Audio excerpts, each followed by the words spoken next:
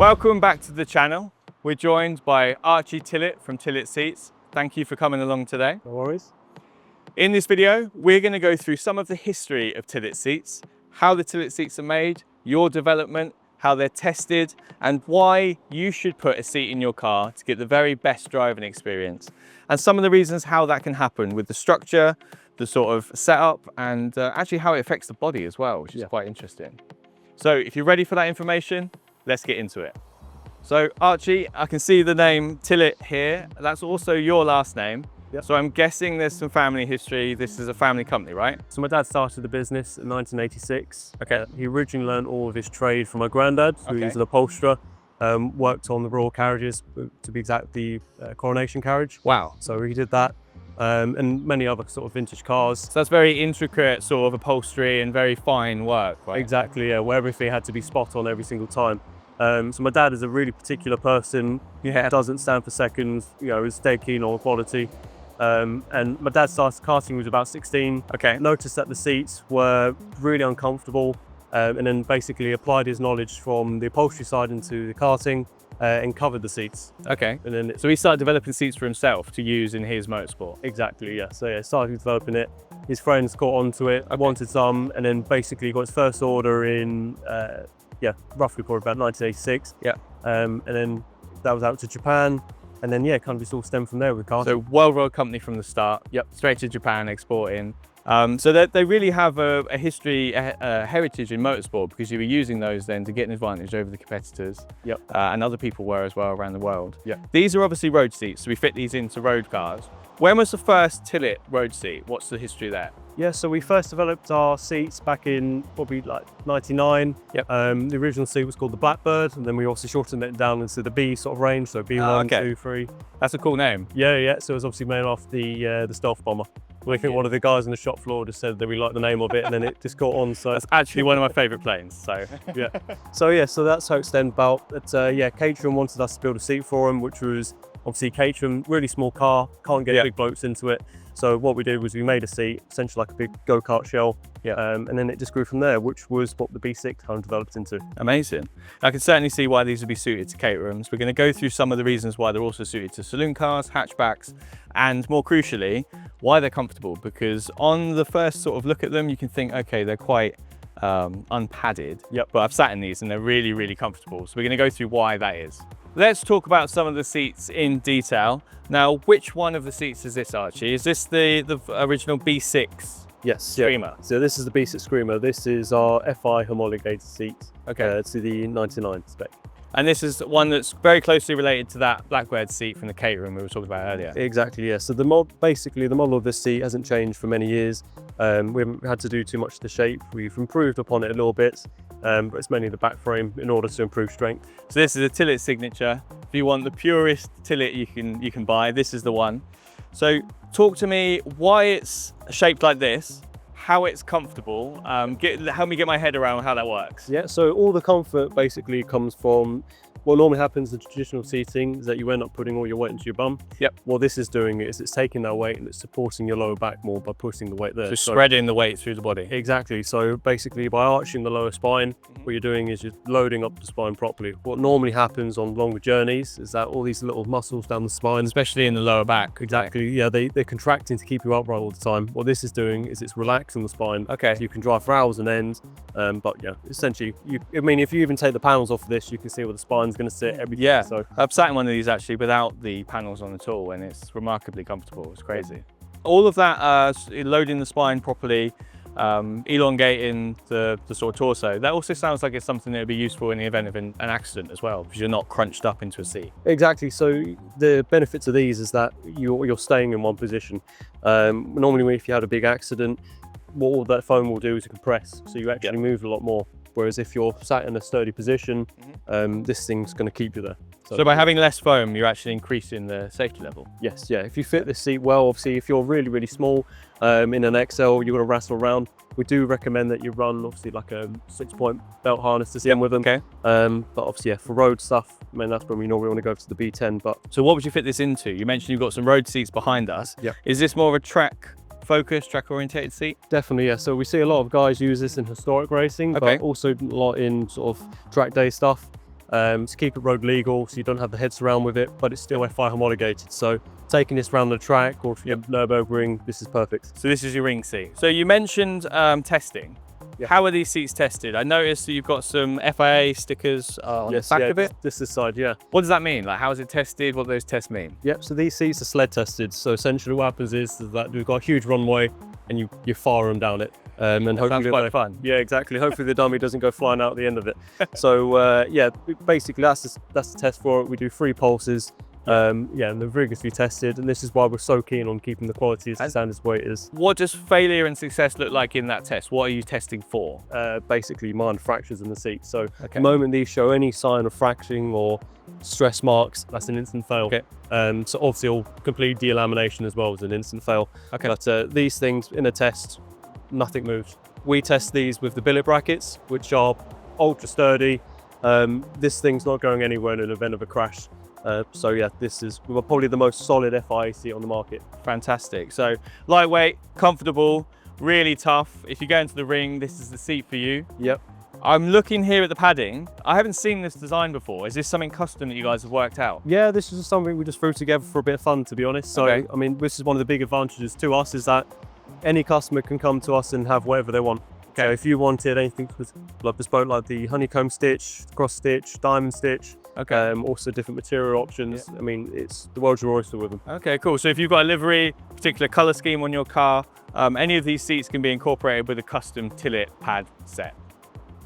The seat we have here is called the B9, and it is a full carbon version. So it's the only full carbon one at the moment in the Tillett range. Is that right? Yes. So, well, actually, we do a B2 and a B3, which is a full carbon seat, but not many people know about that. Are they for B2 is like, so we only sell it to very individual customers. Sports car sort of laid out. Really reclined. Similar to that, to be honest, but like a really You're testing my Tillett range knowledge now. I'm happy I got that one right. Yeah, I wouldn't say it's the only full carbon option. But it's the only one that is likely to be known. Yeah. Yeah, and relevant to our customers. So you would fit this in saloon car, hatchback. You could fit this in pretty much anything, right? Yeah. Who normally buys the full carbon version? You know, normally the sort of very high end class. So the guys with sort of the R8s, GTRs, Lamborghinis. This is a seat that attracts them, especially for drag day events. Okay. Because it's so solid, really light, it basically can do the job really well. If you're looking to shift some weight, this weighs 3.2 kilos. So this is a lot lighter than the others in the range anyway? Normally only by about 3 kilos. This is with 3 kilos in the seat's quite a lot. Exactly, yeah, especially when you have 2 seats, if you did want to take a passenger out. So if you're looking for the ultimate in stiffness, the ultimate in aesthetics, the ultimate in lightweight, the B9 is the one for you. Yeah, this is our pinnacle seat. This doesn't get any lighter than this. Really comfortable. It used to be my office chair, so I've done probably the most hours in it now. When you're speccing this seat, what are the options? You've got the normal options for the covers, so you can have anything you want, or you can select. This has got the, you call this the hex stitch, right? Yeah, this is a hex stitch. So again, with all of our seats, you can have anything you want on them. Including custom embroidery. Okay. For our B9 and our road range seats, they come with a standard with a white with a red dot. Okay. Unlike the FI stuff, which is yellow with a red dot. Okay. But yeah, so this is, you can have it in any way you want, to be honest. Levers, Dynamicas, which is very similar to Alcantara. Okay, fantastic. I feel like this is a Lamborghini style setup. This would go straight into like a Huracan, for example. Definitely, yeah. We sold a lot of customers love these in Lamborghinis with some very exotic colors. So this seat, I can see it's got slightly different sides to the other seats we've talked about before. I can see this sort of scallop in it. Is that so that it's more road friendly with a seatbelt across your waist? Definitely, yeah. So it's compatible with a 3 and a 6-point harness system. So we've still got the crotch hole. Yep. But it also just makes it easier getting in and out of. Obviously, with your normal sort of bucket seats with the high sides, yes, it's good for leg support whilst you're ragging it around the track. Yeah. Living with it daily, it gets quite difficult. So having the size lower is a huge advantage. I've had some conversations with people with GT3s with OEM buckets, and they find that the lower lumbar can be tough on long journeys. So for me, it looks like this is the perfect seat for that, where you've got a lovely carbon back. You can see it through the windows. Yeah. You've got the extra comfort of being able to have the weight through your spine better, and you've also got the options of having normal seatbelt, plus your harnesses. Yeah, this is sort of the all-in-one package, really. So again, this is why this is our pinnacle seat. Yeah. It covers all sort of ranges, and you can put it in almost anything. So this is Tillett's latest creation. This is actually Archie's latest creation. Yep. The B10. So what's the story of this new style seat? and some of the more angular features of it. How has that come about? Yeah, so basically I wanted to make a seat that looks more modern, really aggressive.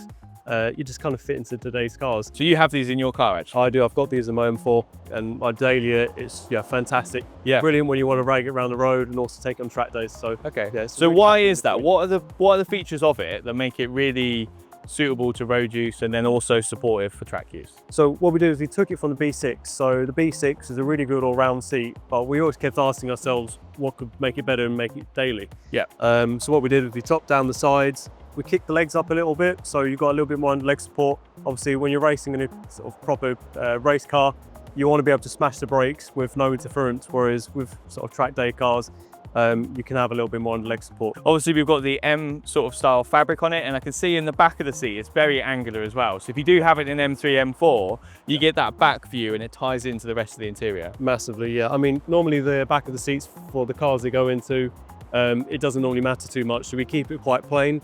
Whereas bigger sports cars and sort of Lotuses and stuff like that. Imagine in a Caterham, Lotus, and any like two-seater cars, you don't really need to think what the back of the seat is going to look like. Yeah, it makes sense. These, I mean, we wanted to make it so it was almost a bit of art on the back of it. Yeah. You look at this seat from every angle, not just the front. So that was something really keen that I was trying to develop for many years really. So what makes this more suitable for road use? What are the kinds of features that are incorporated into this that maybe aren't in the other seats that would make this the go-to choice for street? Firstly, obviously the low sides. It's compatible with a 3-point belt, so it's really easy to get in and out of for a bucket seat. Yeah. You don't have to mess around with the really high side bolts. So you're talking about this sort of feature here where you can get into the seat without having to like hoik over the side of the seat. Exactly, yeah. Obviously this is our edges off version, so you've got a bit more of a sharper edge here. That's because we cut this down to fit into smaller cars. Traditionally, it's more like the B9 that we showed earlier with a nice round edge. So you've got B10 XL and B10 available. Yep. I'm guessing they're different sizes. Yes, what are the size differences between the two? Yeah, so believe it or not, there's only 30mm between the two sizes. Yep. It doesn't sound like a lot, but in principle to these, it's huge. So a B10 standard, that takes home is around about 70 to 80 kilos and lower. But the B10 XL, I mean, you can go all the way up to 110 kilos. So a bigger frame can sit in the B10 XL. Is it width distance only, or is it slightly taller as well? So we only grew the B10 XL in width. So when we scaled the CAD data, we only grew it in one way. The reason for that was we didn't want it to clash on the headlining of the roof. Okay. So you can still get it into actually like cars like Lotus 6 inches, stuff like that. And you've still got quite a lot of harness distance to be able to accommodate different frames anyway. Exactly, yeah. So I mean, that was, it's a really good all-round seat, the B10 XL. I mean, I use it in my car. Yep. I'm 6 foot, about 80 kilos. 30-inch waist. Yep. And I feel really comfortable in it for a daily. If so I wanted to you've got track B10? it, yeah, B10 XLs. Yep. Okay. But XL? Yeah. Because I've actually ordered B10 normal. Yeah. And I'm slightly wider, yeah, slightly heavier, well, probably quite a lot heavier actually, and I think a tiny bit taller. Yep. So I still fit into the B10, but I'm using it for circuit use. Yeah. Have you chosen the XL because it's more of a road car that you've built? Yeah, exactly. I mean, my M4, I just daily it basically, and it's a really comfortable seat. I've got a little bit of room to move around, and when you're daily in some fields, taking on the motorway, you don't want to feel suffocated. Yeah. Or, the ultimate sort of lateral support. Okay. Want a little bit more breathing room. Whereas a standard, that's there to hold you in one place. Yeah. You're not going to go anywhere. Okay. Yeah. So depending on what you're using your car for, we can help you to choose the right B10 for your build, and we'll take those things into consideration. Obviously, we can spec any design on the pads. Yep. This design's very M car style. Is this what you've got in your car? Yeah, I've got basically exactly this. It looks amazing in the car. I've got the pomp, which has obviously got the stripes down the stitching and stuff and everything. So it was a really nice, just came together really well. Yep. This is the edges off version, so we do 2 different cuts. Edges off. You mean down here? Yes, yeah. So this is the edges off. So we do a measurement from here to here. Yep. We only really recommend this if you're trying to get into a small car, like a Lotus 6 or anything quite tiny, to be honest. I'm thinking like Mazda RX-7 FD, S2000, things that are really difficult to squeeze seats into. I mean, even our RX-7, we can get edges on in that car. Okay. So it's still a very narrow seat, but it's just if you want a bit more clearance, the handbrake or something like that, normally the XL edges off is probably the better bet.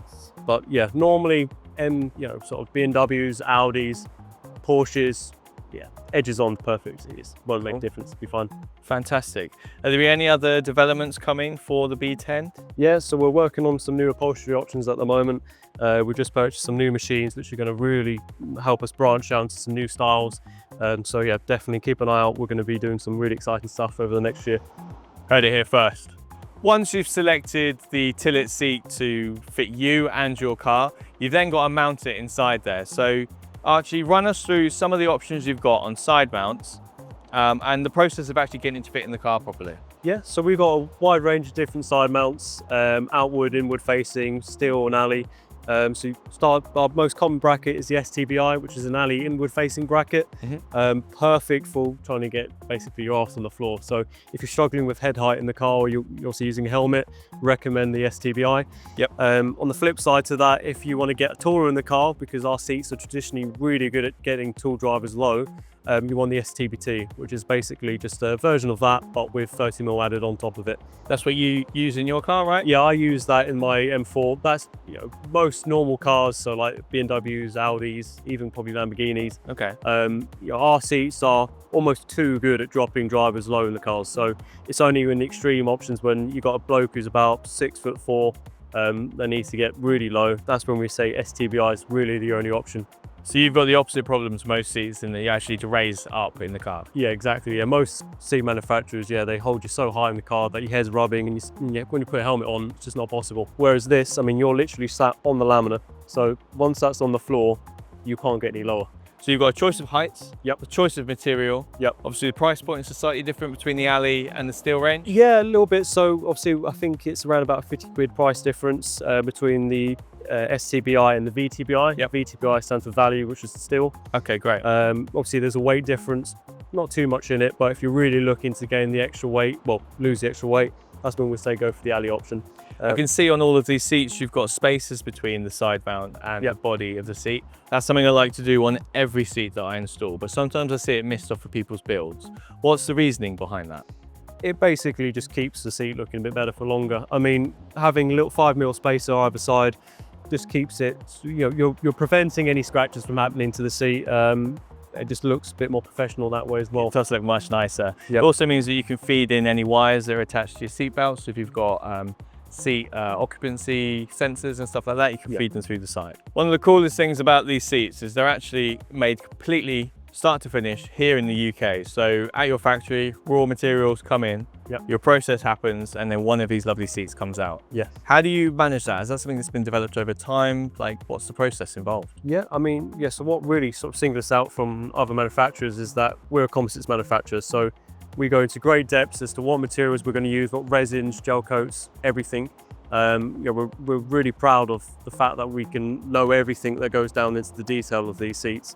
You know, and how much time, how many hours have gone into developing the processes that we use to make all of our seats. So you're not just developing seats, you're developing the whole process of how to make them, the tooling, all of that stuff. Yeah, so I mean, it all comes down to originally my dad's sort of philosophy is you can always do something better.